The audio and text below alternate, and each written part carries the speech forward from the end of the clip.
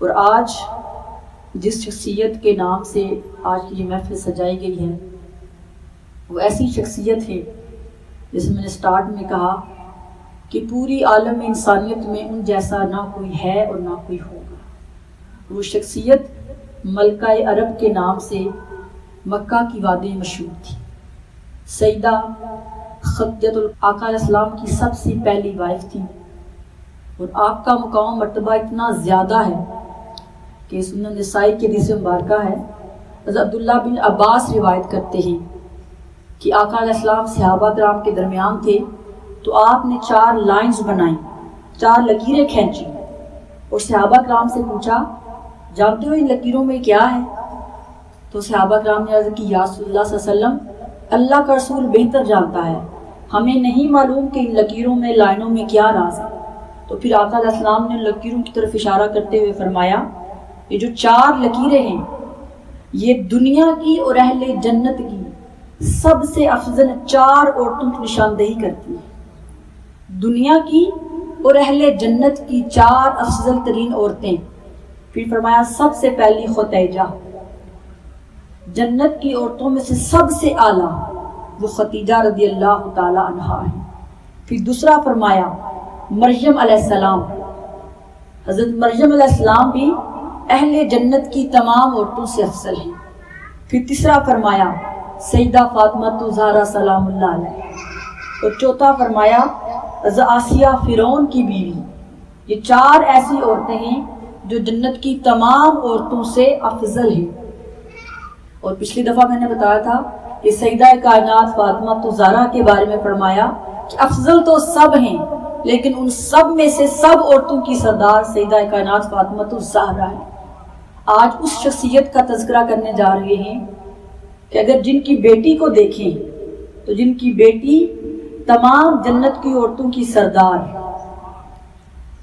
جن کے ہسبینڈ پوری انبیاء کی تاریخ میں سب سے بڑے ہیں، اور جن کی بیٹی کو یہ شرف حاصل ہوا کہ تمام لوگوں کی نسل بیٹوں سے شروع ہوتی ہے، اور سیدہ خدیجہ اپنی بیٹی کا یہ اعزاز کہ آقا علیہ السلام کی نسل ان کی بیٹی سے شروع ہوئی ہے۔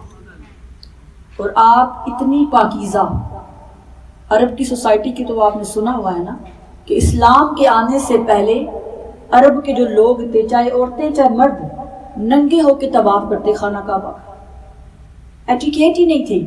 اس دور میں بھی سیدہ خدیجہ رضی اللہ تعالی عنہا طاہرہ کے لقب سے مشہور تھی۔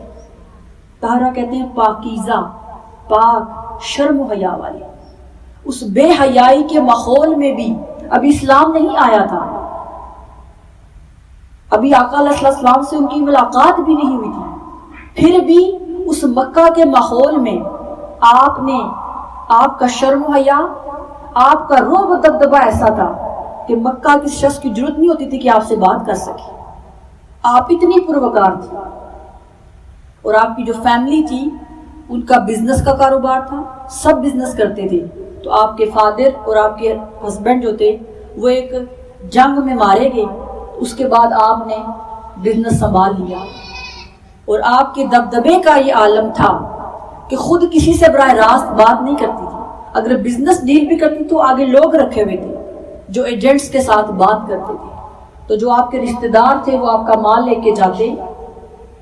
آپ کا دل اتنا صاف تھا، دل اتنا سخی تھا، اتنا نرم دل تھا کہ دل کھول کے خرچ کیا کرتی تھی۔ یہی وجہ تھی کہ مکہ کے لوگوں کو نقصان ہوتا مال میں، لیکن جس جگہ سیدہ خدیجہ کا مال جاتا وہاں سے ان کو 10% زیادہ نفع ہوتا تھا۔ لوگ حیران ہوتے تھے کہ ہم بھی بزنس ٹور پہ گئے ہیں اور سیدہ خدیجہ کا مال لے کر گئے ہیں، ہمیں نقصان ہو رہا ہے اور ان کو نفع ہوا ہے، لیکن پھر بھی جب مال واپس لے کے آتے تھے جن کو دیتی تھی وہ آدھا مال خود رکھ لیتے، آدھا ان کو دیتے تھے۔ تو آپ اس بات سے پریشان تھی کہ اب کیا کروں۔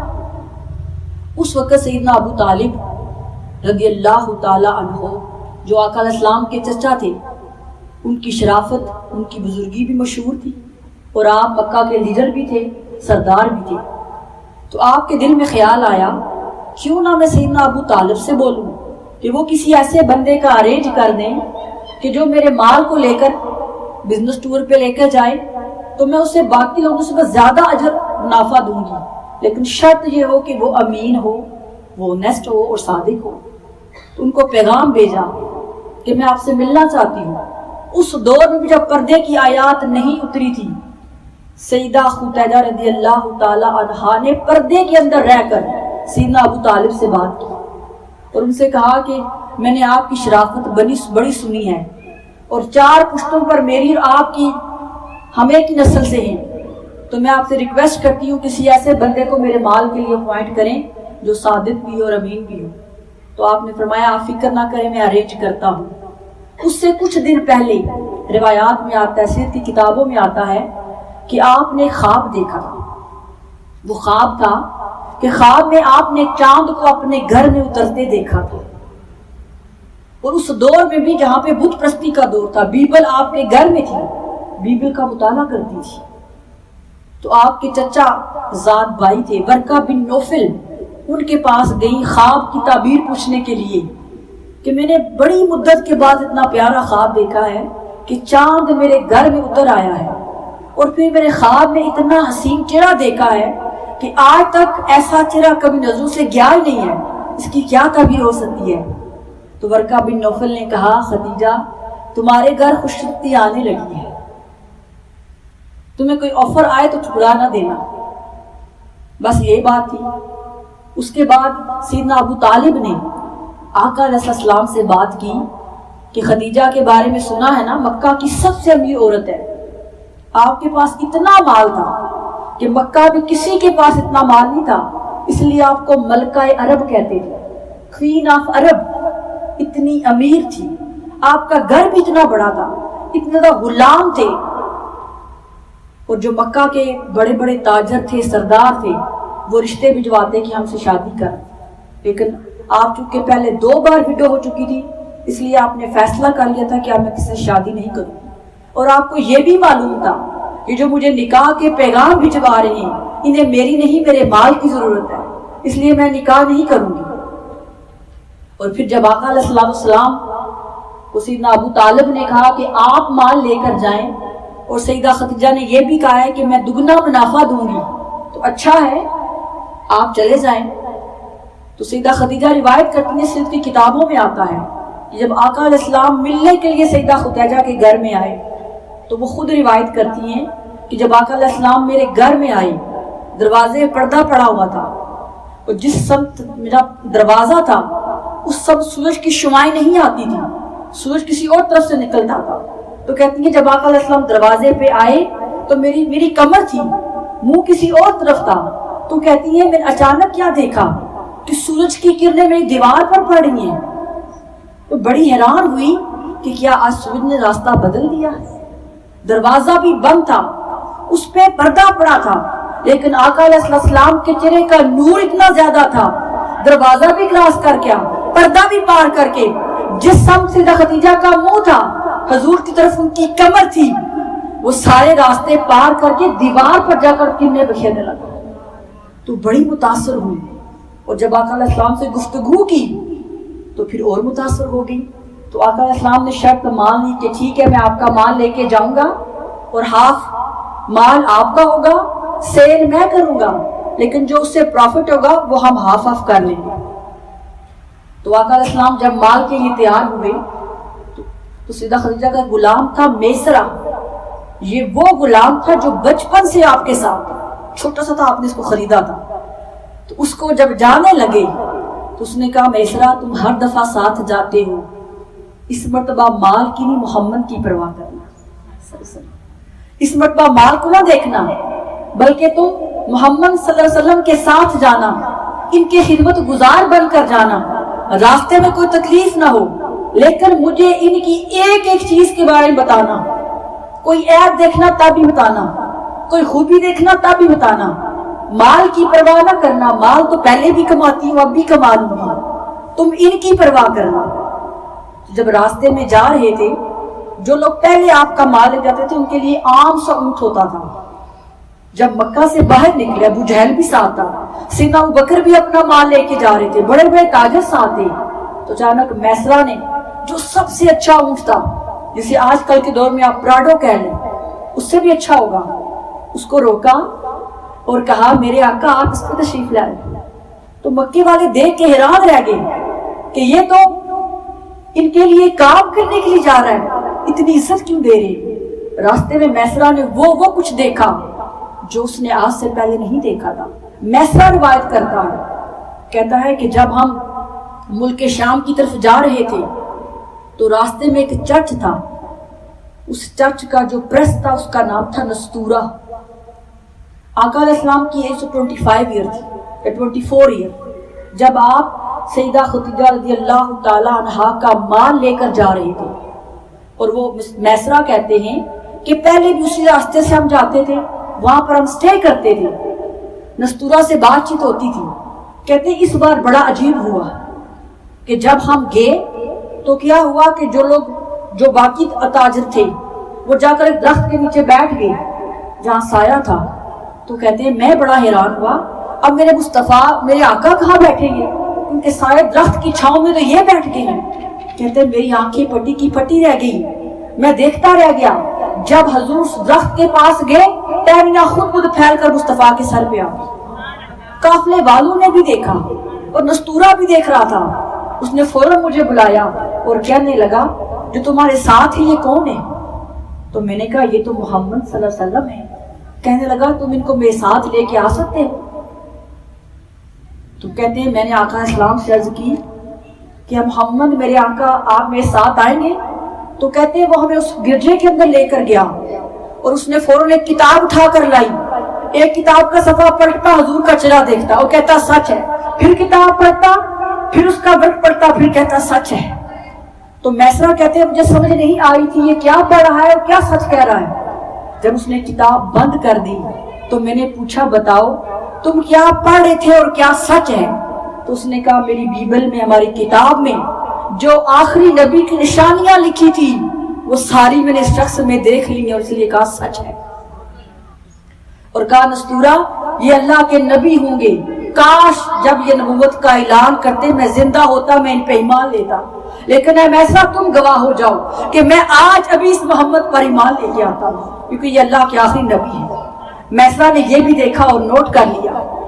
پھر جو عرب کے تاجر تھے وہ جب جاتے تھے نا سیریا میں اور باقی ملکوں میں جاتے تھے تو جب اپنا مال سیل کرنا تو قسم کھاتے تھے, قسم ہے لات کی, قسم ہے عزا کی, اپنے اپنے بدو کی. اب جب آقا علیہ السلام سیریا میں گئے تو وہاں پر بھی اہل کتاب رہتے تھے. ان میں سے بہت سے لوگ آقا علیہ السلام جہاں سے گزرتے وہ دیکھ رہے تھے. تو ایک شخص جو تھا وہ بھی تو رات کا عالم تھا, وہ آقا علیہ السلام کے پاس آیا, ساری نشانیاں اس نے پہچان لیا, ایک رہ گئی تھی. اس نے کہا میں کیسے پہچانوں کہ یہ وہی ہیں جن کا تذکرہ ہماری کتابوں میں لکھا ہوا ہے. اب آقا علیہ السلام مال سیل کر رہے تھے. اس نے کہا مجھے معلوم ہے کہ آپ کا مال ٹھیک ہے, لیکن اگر آپ لات و عزا کی قسم کھائیں گے تب میں آپ کا مال لوں گا. تو آقا علیہ السلام نے فرمایا میں تو کبھی لات و عزا کے سامنے سے گزرتا ہوں تو آنکھیں پھیر لیتا ہوں, میں لات و عزا کی قسم کبھی نہیں کھاؤں گا, میرا ایک خدا ہے میں اس کی قسم کھاتا ہوں. تب اس شخص نے بازار میں شور مچا دیا, لوگوں یہ اللہ کے آخری نبی ہے, لوگوں یہ اللہ کے آخری نبی ہے.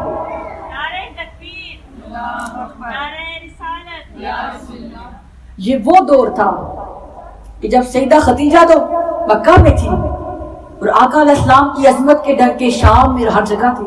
تو میسرہ نے یہ بھی دیکھا جب واپس تشریف لا رہے تھے تو سیدہ خدیجہ تھی, ان کی زندگی کا معمول تھا جب قافلے سیریا سے واپس آتے تھے نا تو اپنے چھت پہ کھڑے ہو کے قافلوں کا منظر دیکھا کرتی تھی.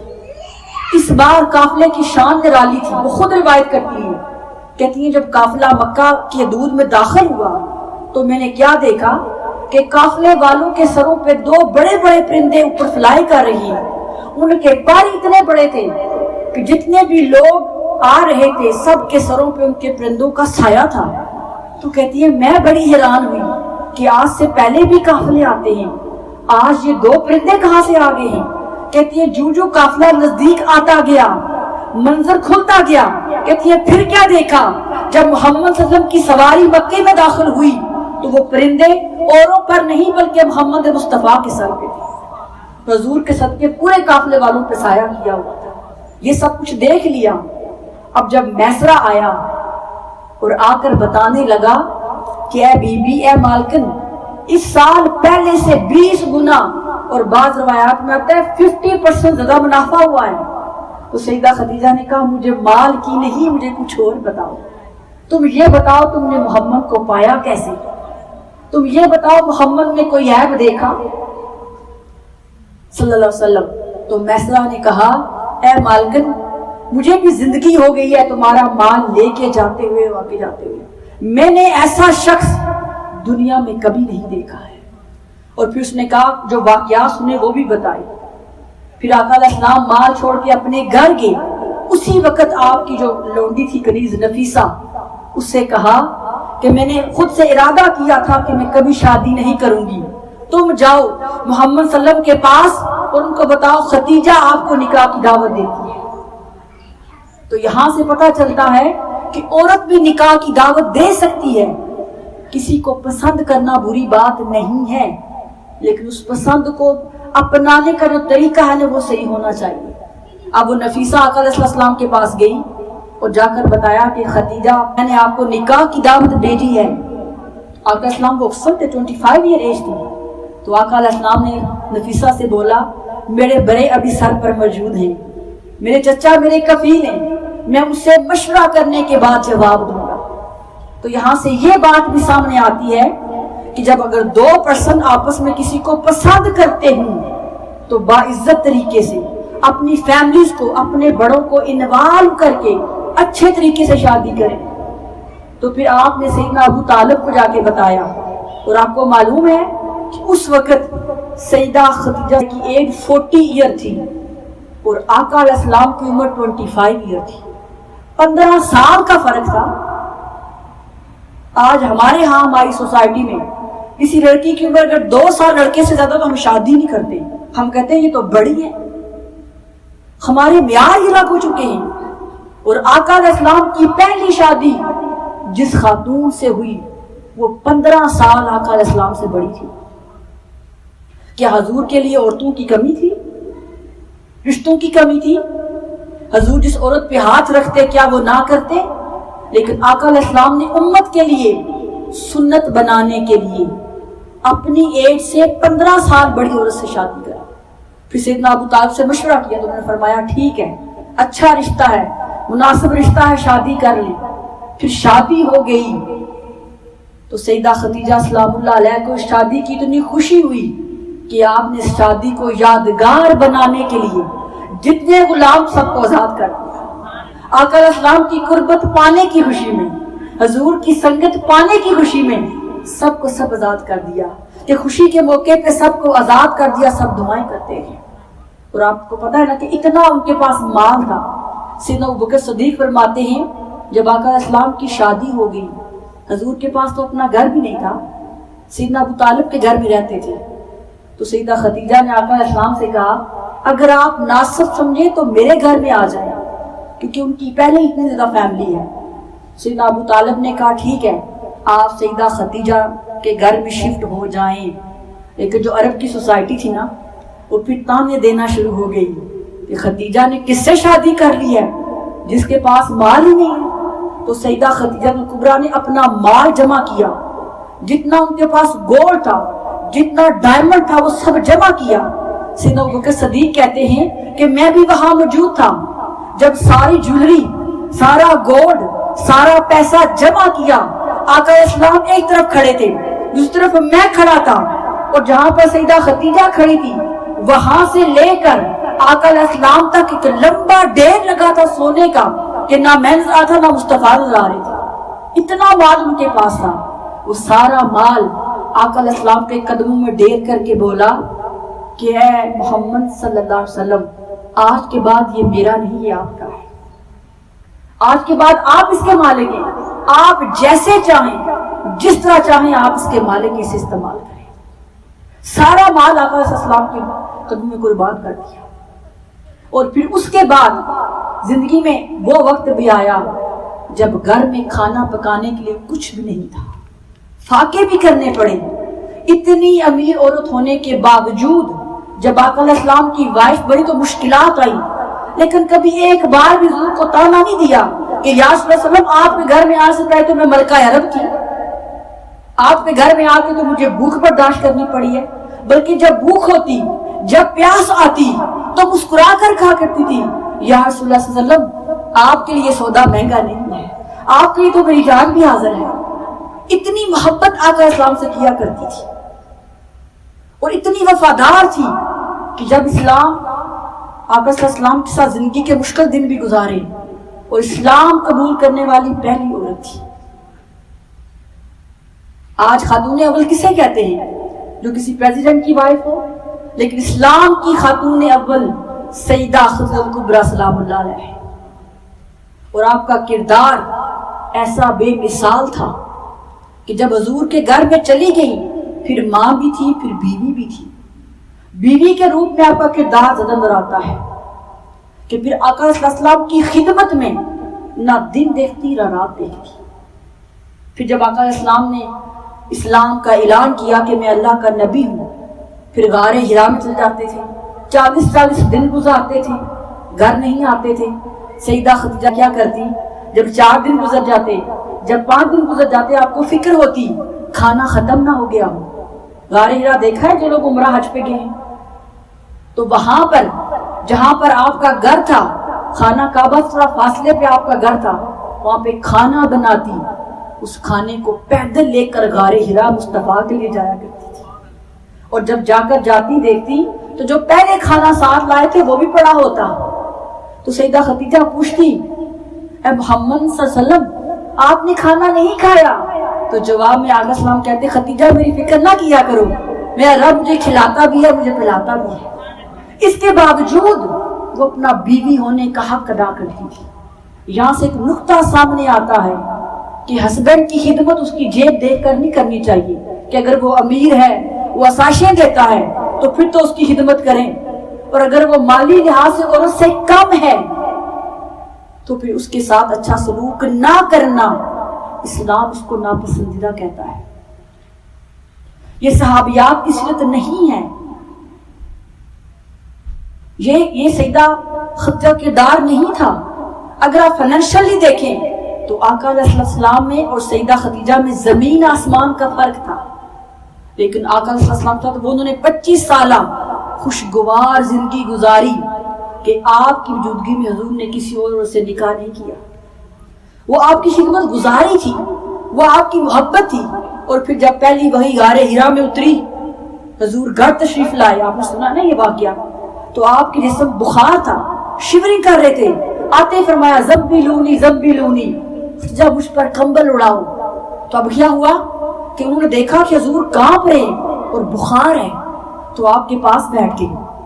اور بعض کتابوں میں لکھا ہے اس پریشانی کے عالم میں آقا علیہ السلام کا ہاتھ پکڑتی اور چومتی، حضور کا ماتھا چومتی، آپ کا جسم دباتی تھی، اس پہ ہاتھ پھیرتی اور ساتھ کہتی اے اللہ کے نبی گھبرائیے نہیں، اللہ آپ کو نقصان نہیں پہنچائے گا، آپ تو غریبوں کی مدد کرنے والے ہیں، آپ تو یتیموں کے سہارا ہیں، آپ تو بیواؤں کے سہارا بن کے آئے ہیں، اللہ کبھی آپ کو تنہا نہیں چھوڑے گا۔ اس پریشانی کے عالم میں آپ نے آقا صلی اللہ علیہ وسلم کو تسلی دی، سہارا دیا۔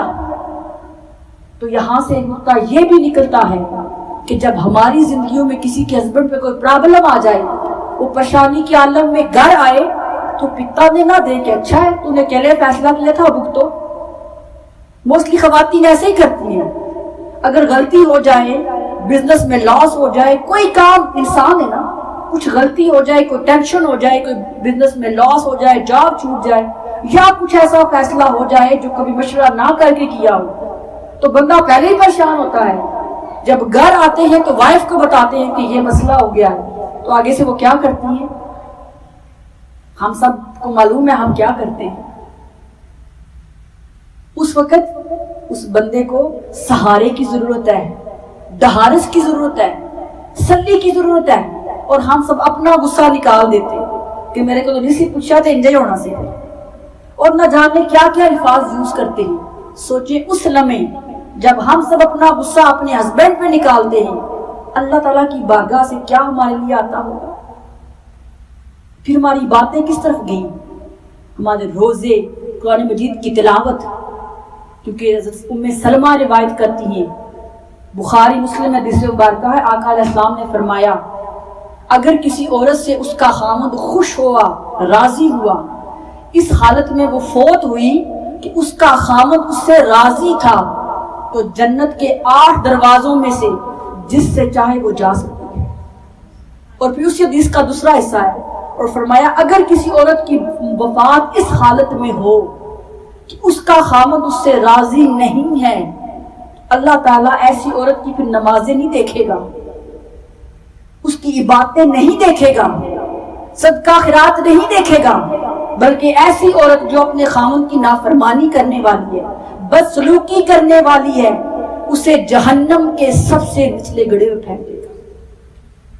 اس لیے حضور نے فرمایا کہ خامد کی رضا میں اللہ کی رضا ہے۔ یہ کام آسان نہیں ہوتا، مشکل ہے، لیکن اللہ تعالیٰ حسن سلوک کرنے والے کو اجر دیتا ہے۔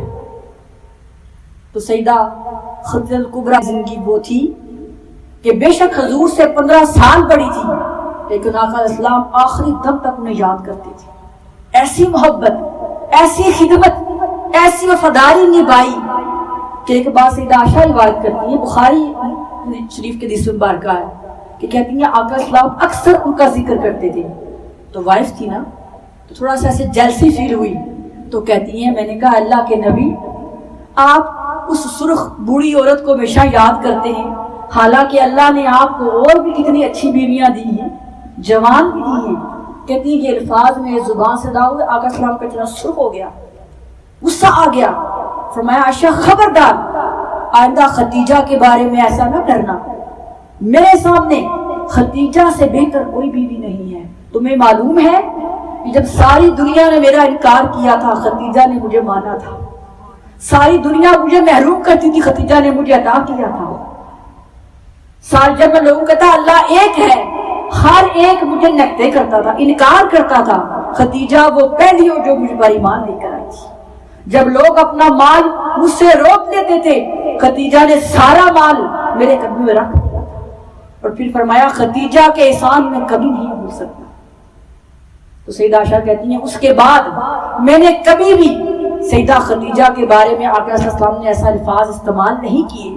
اور سیدہ عائشہ کہتی ہیں جتنی بھی آقا علیہ السلام کی وائفز تھیں، مجھے کبھی کسی پہ رشک نہیں آیا سوائے خدیجہ الکبریٰ کے، کہ جنہیں آقا علیہ السلام ہمیشہ یاد کرتے تھے۔ کوئی بھی موقع آتا، گھر میں اچھا کھانا بنتا، آقا علیہ السلام بکری ذبح کرتے، جو گوشت کا سب سے بہترین حصہ ہوتا تھا، کہتے جاؤ خدیجہ کی فلاں سہیلی کو دے آؤ، فلاں کو دے آؤ، کہ خدیجہ اس سے محبت کرتی تھی۔ ان کی وفات کے بعد تک آقا علیہ السلام ان کی دوستوں کو یاد کیا کرتے تھے۔ کیوں؟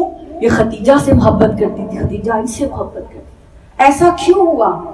ایسا اس لیے ہوا کہ سیدہ خدیجہ کو جب آقا علیہ السلام کا ساتھ مل گیا، پھر گرمی ہوئی یا سردی، طوفان تھا یا کچھ بھی تھا، ہر ایک مرحلے پہ انہوں نے آقا علیہ السلام کا ساتھ دیا۔ یہاں تک کہ شیب ابی طالب میں جب آقا علیہ السلام کو قید کر دیا گیا تھا، سیدہ خدیجہ اس وقت بھی آپ کے ساتھ تھی، لیکن کبھی زبان پر شکوہ نہیں لایا، کبھی شکایت نہیں لائی، بلکہ جیسے مصطفیٰ کو پسند تھا ویسے کرتی تھی۔ اور بخاری شریف کے حدیث مبارکہ ہے کہ ایک بار آقا علیہ السلام سردی میں باہر بیٹھے تھے صحابہ کرام کے ساتھ مکہ میں، تو سیدہ خدیجہ نے سوپ بنایا، پیالے میں ڈالا اور لے کر جا رہی تھی آقا علیہ السلام کے پاس، تو جبرائیل امی آئے اور کہا اے اللہ کے نبی، اللہ تعالیٰ نے خدیجہ کے لیے سلام بھیجا ہے، کیونکہ وہ آپ کی خدمت گزار ہی، ابھی وہ آپ کے لیے سوپ کا پیالہ لے کر آ رہی ہیں، تو یا رسول اللہ ان کی اس خدمت پر، آپ کا خیال رکھنے پر اللہ بھی ان کو سلام بھیجتا ہے، میں بھی سلام بھیجتا ہوں۔ اور پھر فرمایا اللہ کہتا ہے خدیجہ تم نے جو ہیرے موتی، جو سونا مصطفیٰ کے قدموں میں رکھ دیا تھا، وہ تو کچھ بھی نہیں ہے، اللہ نے آپ کے لیے جنت میں سچے اور کھرے موتیوں کا ایسا محل تیار کر کے رکھا ہے جس کے اندر سکون ہی سکون ہے، جس کے اندر آرام ہی آرام ہے۔ یہ خوشخبری سیدہ خدیجہ کو سنا دی تھی۔ جب سیدہ خدیجہ آئیں، سوپ کا پیالہ دیا، تو آقا السلام مسکرا پڑے، کہا خدیجہ میں گھر ہی آ رہا تھا، فرمایا حضور آپ سردی میں باہر بیٹھے اس لیے آ گئی۔ تب آقا علیہ السلام نے فرمایا اللہ نے تمہیں سلام بھیجا ہے، جبریل نے سلام بھیجا ہے، تو سیدہ خدیجہ نے کہا بے شک اللہ سلامتی والا ہے، اللہ سلام دینا ہے۔ اور آپ کو معلوم ہے قرآن مجید میں اللہ نے سلام کس کو بھیجا ہے؟ اللہ نے سلام صرف انبیاء کو بھیجا ہے۔ آپ قرآن کو دیکھیں، اللہ کہتا ہے سلام علی ابراہیم، قرآن میں ہے۔ سورہ مریم کو دیکھیں جس میں کہا سلام علی یحییٰ۔ انبیاء کرام کے درجے کے برابر سیدہ خدیجہ کو اللہ پاک نے سلام بھیجا۔ کیوں؟ اس لیے کہ وہ بیوی کی حیثیت سے آقا علیہ السلام کی بہت فرما بردار تھی۔ اور آخری بات کروں گی کہ آقا علیہ السلام کو اتنی محبت تھی کہ جب آپ کا وصال ہونے لگا، عالم نزا کا وقت تھا، تو عرض کرنے لگی آقا جب سے شادی ہوئی ہے آپ کے ساتھ رہی ہوں، چاہتی ہوں قبر میں بھی آپ کی قربت ملے، یہ جو آپ نے کملی اوڑھی ہے کیا یہ مجھے عطا کر دیں گے؟ میں چاہتی ہوں آپ کی خوشبو سے محروم نہ رہوں۔ تو آقا علیہ السلام نے اپنی چادر مبارک سیدہ خدیجہ کے کفن میں، جو کفن پہنایا وہ اپنی چادر مبارک سے پہنایا، اور صحابہ کہتے ہیں حضور خود آپ کی قبر میں اترے، قبر میں لیٹے، آنکھوں سے اشک جاری تھے، چہرہ غم آلودہ تھا، تو آپ نے سیدہ خدیجہ کی قبر میں خود لیٹے، کیونکہ آقا علیہ السلام فرمایا جس چیز کے ساتھ میرا ہاتھ مس ہو جائے، میرا جسم مس ہو جائے، اس پر دوزخ کی آگ حرام ہو جاتی ہے۔ تو جن کے لیے اللہ سلام بھیج رہا ہے، پھر آقا علیہ السلام ان کے لیے اہتمام کر رہے ہیں کہ ان کی قبر میں خود لیٹ کر ان کی قبر کو پرنور بنا رہے تھے۔ تو یہ سیدہ خدیجہ سلام اللہ کا کردار تھا کہ آپ کو جو بھی مرتبہ ملا، جو بھی مقام ملا، نسبت تو تھی لیکن کردار سے ملا، عمل سے ملا۔ تو ہمیں بھی چاہیے کہ ہم بھی اپنے اعمال کو درست کریں، نیکی کی جانب راغب ہوں، جو رشتے ہمارے ساتھ منسلک ہیں ان کا حق ادا کریں۔ ہر رشتے کا اللہ نے حق رکھا ہے، ماں ہے تو اس رشتے کا حق ہے، باپ ہے اس رشتے کا حق ہے، بیٹی ہے اس رشتے کا حق ہے، بیوی ہے تو اس رشتے کا حق ہے۔ اللہ ہو سکتا ہے اپنی عبادت میں کمی معاف کر دے، لیکن حقوق العباد میں کمی معاف نہیں کرے گا۔ اس لیے ہر کوئی کوشش کرے کہ اپنے رشتے کا حق ادا کرنے کی کوشش کرے۔ اور مثال اگر دیکھنی ہے تو سیدہ خدیجہ الکبریٰ سے بڑھ کر کوئی مثال نہیں ہے۔